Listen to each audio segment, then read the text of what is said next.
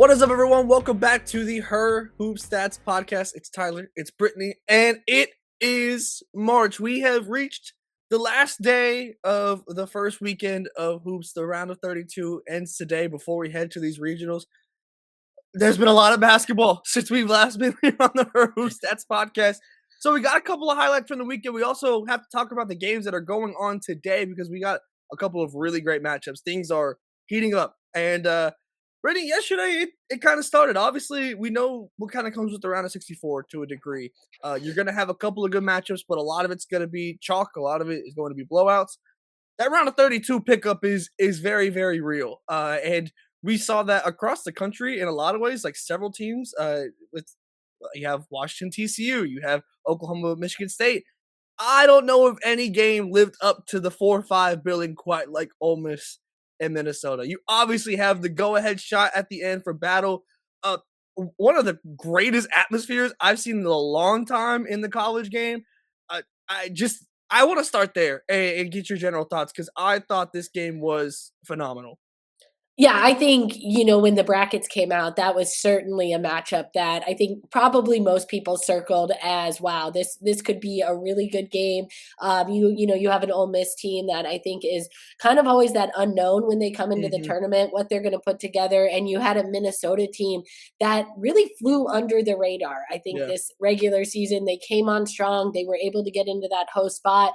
And they're a group that has really stuck together, I think. And that certainly showed, and the support they had at the barn. I mean, like you said, that place was just popping yesterday. And if anyone missed the blanket lady, oh my God, yes, check her out, Tyler, because that was incredible.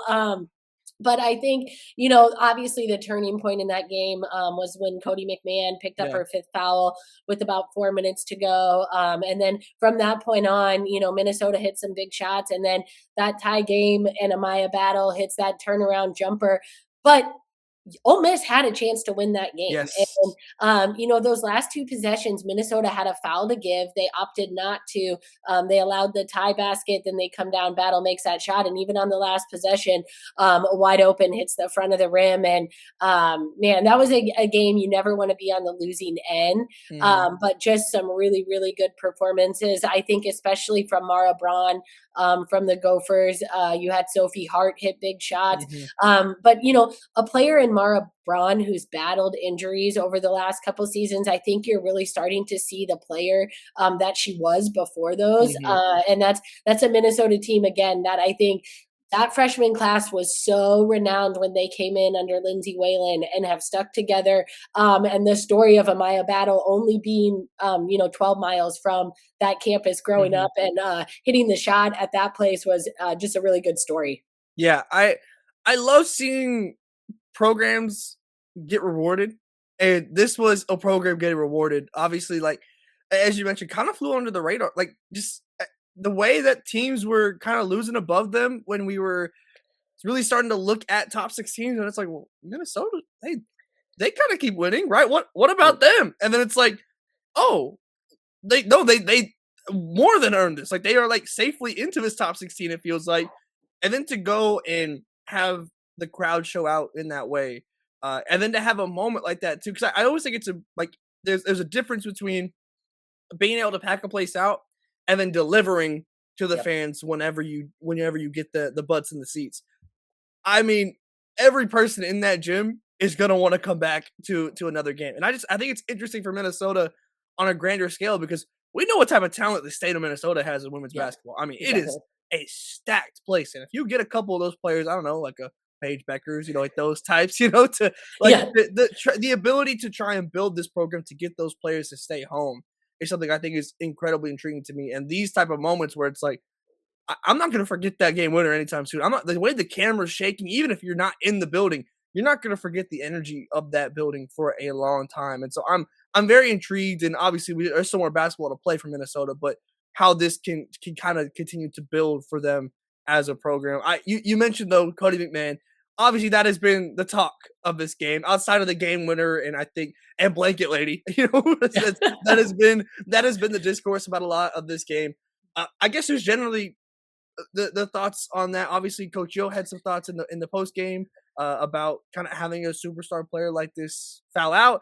Just in general, I never like to do the referee talk because like Mhm. there's only so much that can be done, but that has obviously kind of been the lasting storyline from this game. So just any general thoughts on that side of it? Well, I think when you look, I mean, she only played 21 minutes in a Mhm, game to go to the Sweet 16, and for a superstar player like Cody McMahon, that's a tough pill to swallow. mhm, I think again, Ole Miss is aggressive by nature and the way they right, play defense. So I think that is always lends itself to some calls that maybe are questionable. But I think if you watch the fifth foul called, I think 9 times out of 10, that whistle is probably not blown in that mhm, situation, for a player of Cody McMahon's caliber, and so if you're, Coach Yo, you certainly have, a right to be mhm, frustrated or upset. She did say she did not think the officiating cost them the game, yep, but when you look down that Ole Miss lineup and only 21 minutes, and I mean, Cody McMahon was 5 of 6 from the floor, 4 assists, and I mean, so in the minutes that she was on the court, she's very important for that yeah, Ole Miss team. And I think just it's unfortunate in that stage of games where you do have a player like her that isn't able to play the 30 plus minutes, mhm, and we get to see her, at full capacity and out there playing 30 some minutes. And, officiating is what it is. I certainly, like you said, we could talk about that until we're blue in the face and mhm, nothing is going to change. But I think the 4 before that, maybe legit fouls. That 5th one, that's a hard one to foul out and, end your collegiate career on. yeah, it's brutal, and what a season for Cody as well. I mean, like it makes me wish honestly that she went to Ole Miss earlier. Like this, like the fit was just so seamless. And when when she made the announcement that she was going to Ole Miss, I was like, oh, this makes sense. Like immediately, like it Yep. just clicked. Like this just adds up, and more than delivered over the course of the season. I'm very interested in where her draft stock ends up being because I think she's a really intriguing player for the next level. Just a very unique player with the skill set, with the build. Like I'm very interested in where she kind of falls in, but I mean, certainly has played her way into those type of conversations when it comes to being drafted and everything. So I'm very excited to see that, and I'm excited to see Minnesota continue on, and I better see Blanket Lady in Sacramento. Like that is, I've already been tweeting at the Minnesota account to make sure that that is happening. So I am on the case to make sure that we make this happen. There was another crazy ending over the course of this weekend in our first round here, USC Clemson. And I want to start with the ending first, and then I want to talk about Jazzy Davidson's individual performance. But to talk about this ending, what a roller coaster. I mean, I don't know if I've seen a game in recent memory where like there is such a roller coaster of emotions where obviously Clemson hits the shot at the buzzer. Initially looks like it was close. Looks like it goes in. You have the whole celebration. Shots waved off, and you're like, oh, well, we got fouled. You also get fouled. You hear the whistle go. It looks like it's an and one initially, and then the foul says, "Hell no!"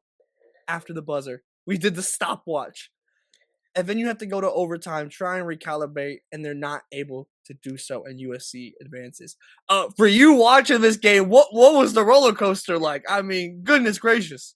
That's the microcosm of sports, I think. Yeah. You're at the highest of highs, and then unfortunately for Clemson, the lowest of lows, because Hmm. it is really hard to emotionally recover from that. And of course, human nature, you have 5 more minutes, you think you're still in the game, but it is just really tough to get mentally back to a place where you feel like, okay, we can go and win this game.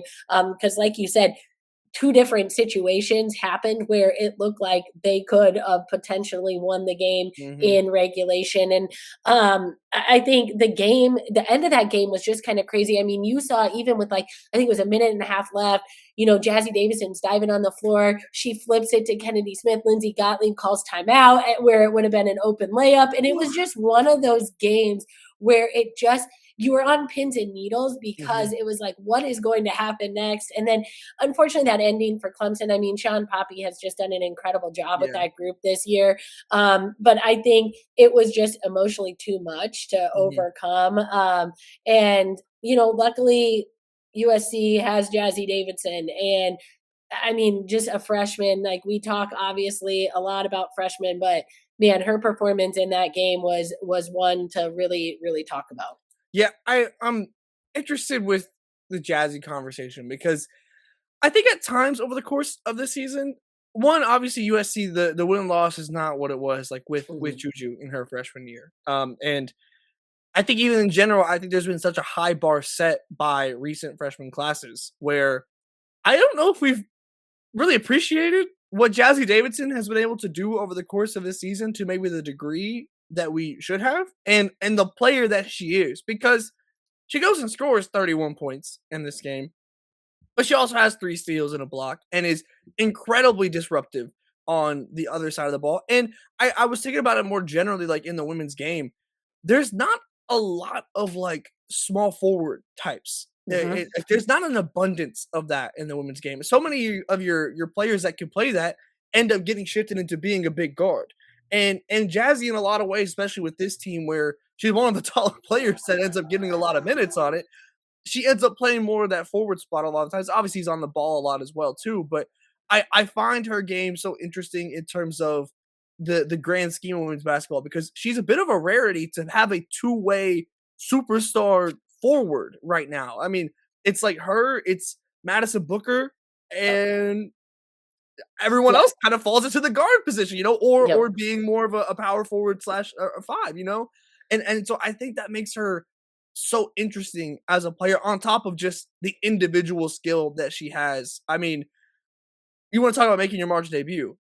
This is the way to do it, and to me, obviously, when you think ahead, the role is going to shift next year and everything. But right now, this is a player that is in every way still a superstar player, and I mean, has earned everything that she has gotten over the course of this season. And I don't know if we've been able to like appreciate that enough. I feel like over the discourse with it, just again, such a high bar set at USC by Juju Watkins as a freshman.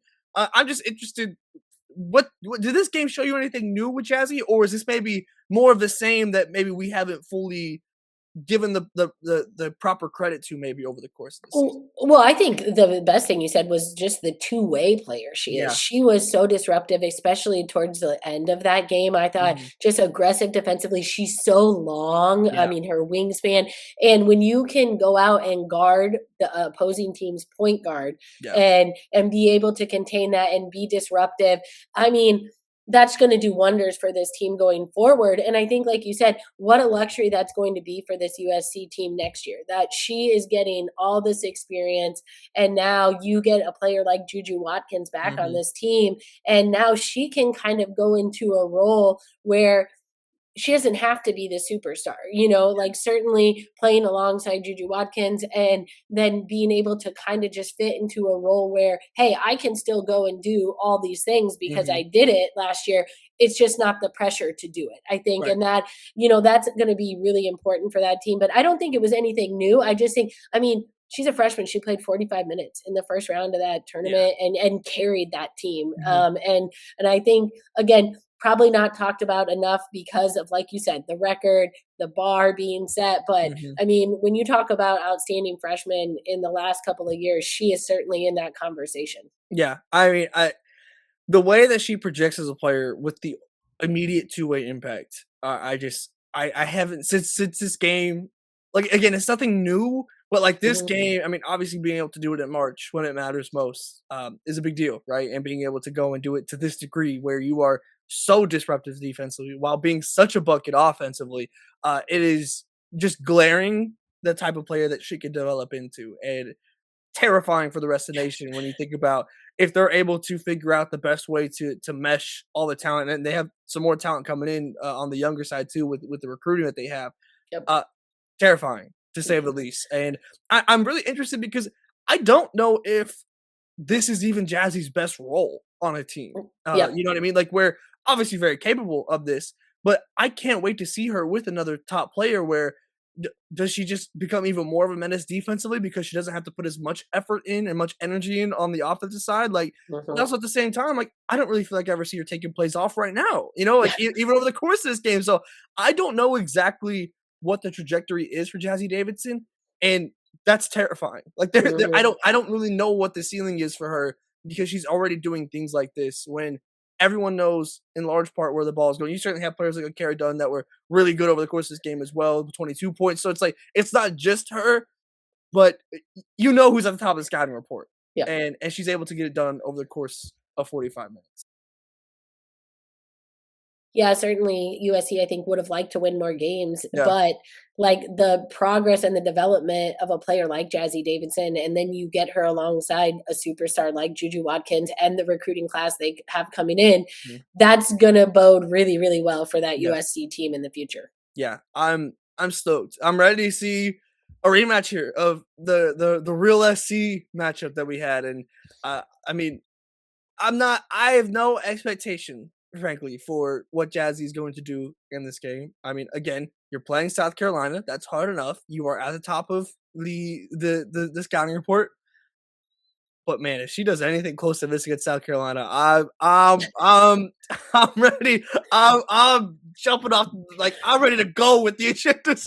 Yeah. I'll be so locked in as if I'm not already. I'm stoked for that game, and that game's important for a different reason as well, and to kind of have a broader conversation. Um, I made a post on Twitter, and I think it's a really interesting year this year for seniors that are saying goodbye, frankly, to their home crowds, right? Even if it's not their last game of playing in this season, it's their last game in front of their home crowds, and this is a unique era that is ending in women's college basketball. We saw Flau'jae Johnson at LSU. We saw Roy Harmon at Texas. We're going to see Raven in this game for South Carolina, and I think most notably, obviously UCLA stacked senior class, but to me, Kiki Rice being the player that really kind of set that off and being the foundation for that program. When you're talking about top programs that in different ways to me, because like you have also players like AZ Fudd, right? That's leaving, but we know what like UConn is. I mean, it's UConn. You know what I Yeah. mean? And like there's like the standard set. I think you have a lot of seniors that I mean, you're talking about teams that are a UCLA that's trying to go for their first, right? On the back of what the foundation has set. Raven at South Carolina to me could bridge the gap a little bit and continue that championship tradition. Rory is, I mean, set the foundation for this kind of revival of Texas women's basketball in a lot of ways.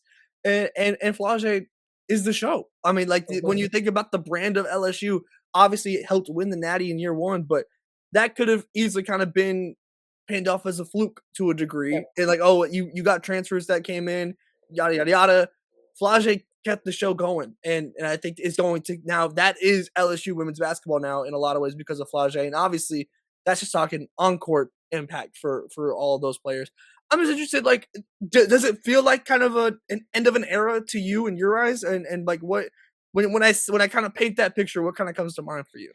Yeah, it absolutely does. I think, Tyler, we're at a point in college basketball where we're probably just not going to see players that are at programs for 4 or 5 years, whatever that looks like, and then they're able to kind of ride off into the sunset. It just, Mhm, in an era where the portal is what it is, they have options. And all of the players that you mentioned have been, whether like you said, the pillars, bridging the gap, whatever that looks like, mhm, they've stayed true to the programs and they've been there. And when you talk about those programs, those are the players you think of right now. And mhm, I just think, like, when you look across the board, that's probably just not going to be the case, and there's not a whole lot we can do about it. I mean, it's mhm, just the nature of the beast right now.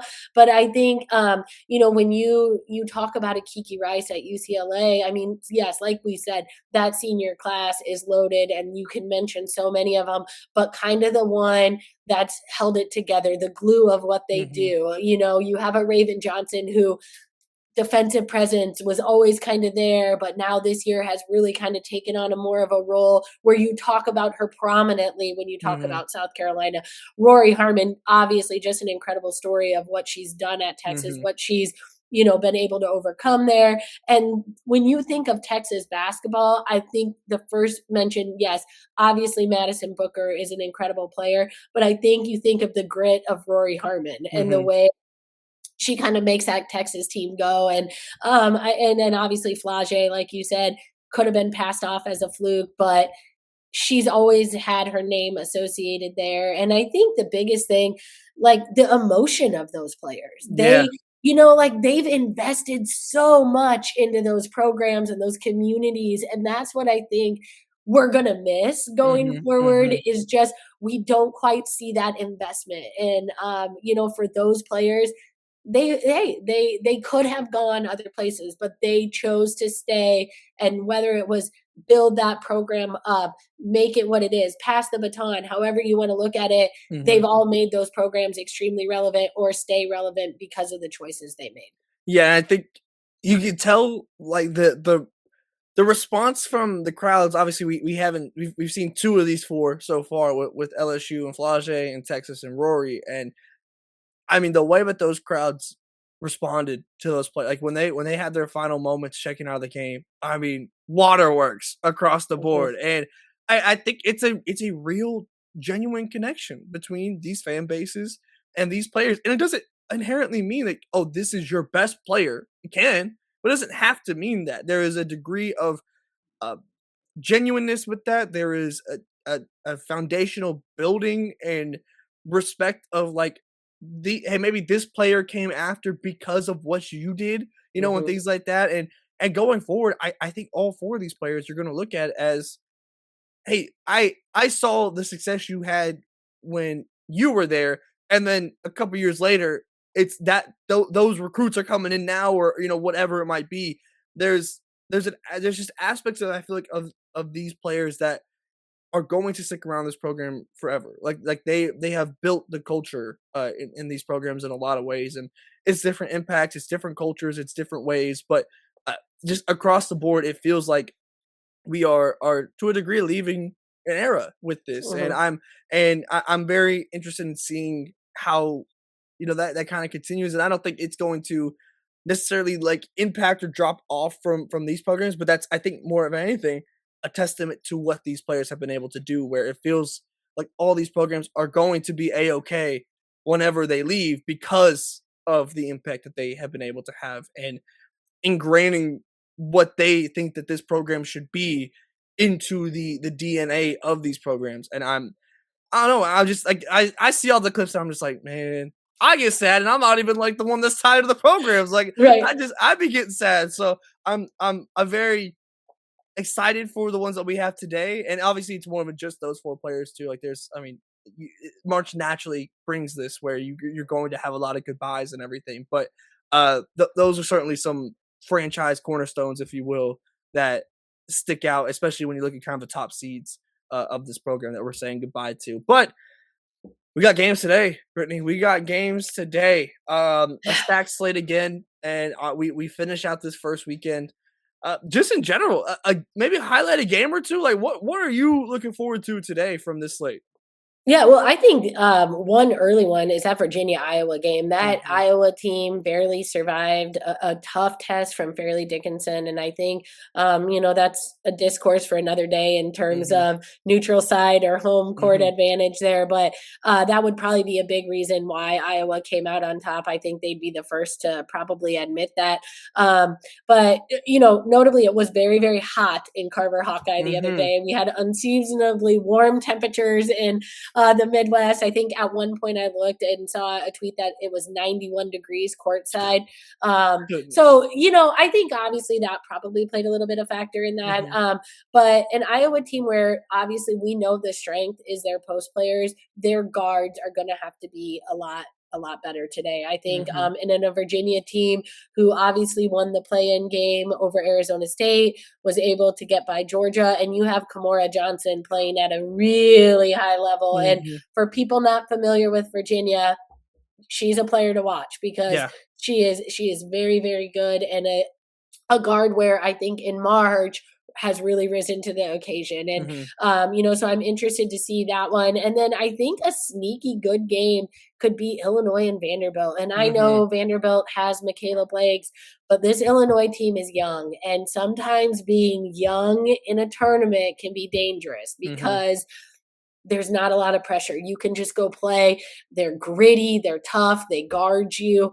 I think that's one where I'm just kind of excited to see what that looks like. Mhm. I think Shauna Green has just done a really good job with that group. They lost Gretchen Dolan for the season, but they still find ways to win games. And, Mhm. that they have some young players that I think could give Vanderbilt some trouble. And so those two were kind of the ones that I thought, man, those will be interesting to see kind of what happens there. Yeah, I'm stoked. The Illinois Vandy matchup is one that, to your point, sometimes you just don't know any better, and that's a scary thing at times. Because it can really go either way. Like Yep. it can go really bad, or you might just mess around and just you're kind of get to the end of the game like, oh, we're in this. Like let's Yeah. Evan, let's go see what happens, And I wouldn't be surprised if it's more on that good side for Illinois. But you mentioned the Virginia team.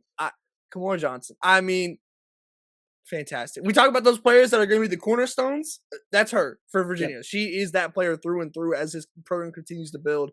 Also, Samaya Smith in that game Yeah. against Georgia was fantastic. And when obviously, as you mentioned, rightfully so, that the Iowa, the bread and butter of the season is Hannah Stokey and Ava Hayden. It's the bigs, and uh, if Samaya Smith goes and plays like how she did against Georgia, I mean, we might be able to have a little bit of a battle down low where I don't think that's something I would have anticipated with this matchup to the degree of what it can be if we get that version of Samaya Smith again in this one. I'm incredibly interested in how that goes and uh maybe what is it the Carver cone or the ice Yeah. cream maybe not Yeah. as necessary today I don't think but It would have had to been melting the other day because Carver doesn't have air conditioning. So, that is um, insane. But like yeah, that being a subplot, there was a lot of I love March because like why do we have a blanket lady?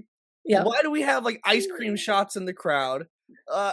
This is what March is all about. Like yes, the hoops are great, obviously, yes, but it's the randomness and just like you get like, I love it because it's college fandom on just like full display, and it's like yes. no one really questions what's going on in there. Like they No, like and it's the best. Like as you should like yes, bring the blanket. Like, let's go. yes. Like, you know what I mean? Like, I love these type of things that were like the subplots of March. And so I loved everything about what was happening in Iowa. The players probably didn't, but Yep, I thought it was yes. funny to watch. At least we're getting like thermostat, like Cam, like I'm like, Oh, what is yeah. going I on? mean, yeah, when I saw that and no air conditioning and you don't think it's a big deal, but that is really, really warm to Yeah, be playing a basketball game when you're used to, 70 degrees sure. or whatever it is. So I think obviously that had to have been a little bit of a, bother for that Iowa Mhm, team. And probably some just you have a lot of faces, that are certainly they've been in those situations, but I think like a chit chat right or guards mhm, that are in more prominent roles this year that I think that first game is always a little tricky when you're at home. You feel the mhm. pressure. And so I think we'll see a different Iowa team today, but obviously a lot cooler weather as well. Yes, yes. So maybe not as many thermostat shots today, Yeah. but I know for me the one game that I have circled, it's honestly more of a matchup I have circled. Johnny Cambridge versus Hannah Hidalgo. Yes, please sign me up. I'm there. I would never miss this. Yes, thank you. Thank Hmm. you to the selection committee for putting this one on deck because goodness gracious, you want to talk about two players that could fill the stat sheet that are electric to watch and are likely going to be, I mean, guarding each other at different points of this game. I think certainly Hannah guarding Jelani. Uh, Yep. yeah, yes, please sign me up across the board for that. I don't know if we've had at least so far in this tournament a matchup one on one positionally Hmm. that is such a superstar tale of the tape in the way that this one is, and for that, I'm there. I am there through and through, and obviously we have a lot of one seeds playing today as well. Three of them all playing today with UCLA, UConn, and South Carolina. Obviously, pretty smooth sailing. Relatively, UCLA got it was a little shaky in the round of 64, but relatively smooth sailing across the board. And I'm just interested generally because you got to play the games. You never Yep. know what does that kind of look like for them when they finish up their home run and if there is any, especially for UCLA who I'm not really worried about after that first game. But just Hmm. again, it's a little bit closer. You never know how do they come out and kind of shake that off a little bit, and if they're able to just kind of run it up on Okie State, or do we have another game on our hands? And that's why we got to play it. And that's why I will be there watching because I am so excited. And this is the end of our first weekend, Brittany. I mean, it kind of flew by, but also I feel like Yeah, my brain is mush from the amount of basketball I watched. I'm about to do it all over again today, and I couldn't be more absolutely. excited. So what better place to be than the Her Hoop Stats podcast to make sure you're getting all the coverage across the board on all of these games and everything going on across the world of women's basketball. So make sure you're subscribed wherever you are watching / listening and across all social medias. You can find everything at Her Hoop Stats. For Brittany, I'm Tyler. This was the Her Hoop Stats podcast, and we'll talk to you tomorrow.